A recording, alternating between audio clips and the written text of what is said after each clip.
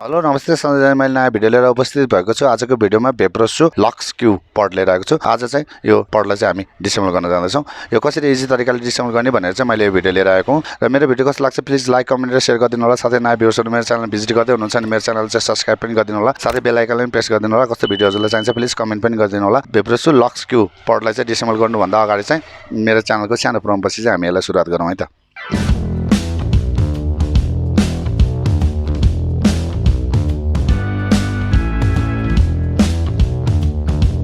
भेपरेसो lux Q पडलाई चाहिँ हामी डिसेम्बल गरौँ। यो चाहिँ हामीले डिसेम्बल गर्न चाहिँ यसमा स्क्रुहरू त कतै नै छैन।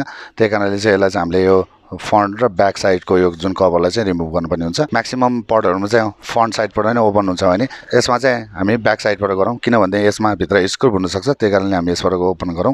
त्यसको लागि मैले लिएको छु ओपनर यो र यो प्लास्टिकको यो ओपनर लिएको छु। यसको साइडबाट यो स्क्र्याच नलाग्ने तरिकाले चाहिँ हामी यसलाई चाहिँ रिमुभ गरौँ।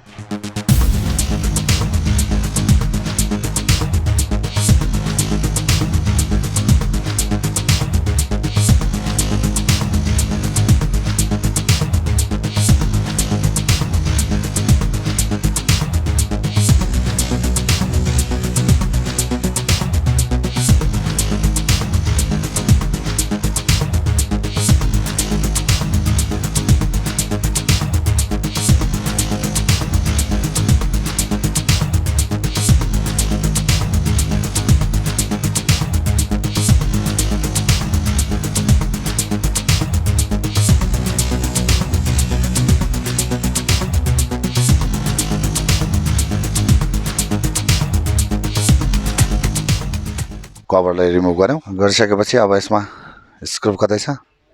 स्क्रू त यो माथि त छैन, यो तल छ 2 स्क्रू। यसलाई रिमुभ गरौँ। यो स्क्रू खोलिकन हामीले रिमुभ गर्दाखेरि चाहिँ यो राम्रोसित निक्लिन्छ, न त यो स्क्रू लाग्ने जुन यो पोइन्ट छ यो चाहिँ ड्यामेज हुने गर्दछ। त्यही कारणले चाहिँ यो ब्याक साइडबाट खोलेर चाहिँ हामीले यो फ्रन्ट साइडले रिमुभ गरौँ। अब यसको लागि पनि हामीले यहाँ साइडमा छिराउनु पर्ने हुन्छ।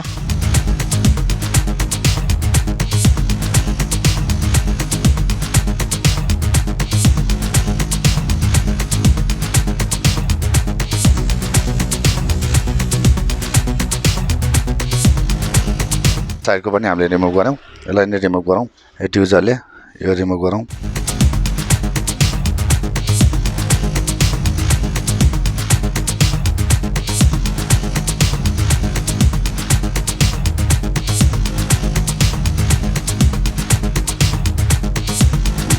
रिमुभ गरौँ।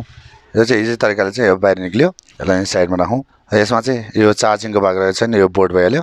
यो 2 चाहिँ पिन भइहाल्यो यो पडलाई चाहिँ एट्याच गर्ने। यो हामीले क्याप पनि निकाल्यौँ यसको। र यसमा चाहिँ एयर फ्लो सेन्सर, यसलाई हामी पप सेन्सर पनि भन्दछौँ। यसरी चाहिँ हामीले यसलाई डिसेम्बल गर्न सक्छौँ इजी तरिकाले।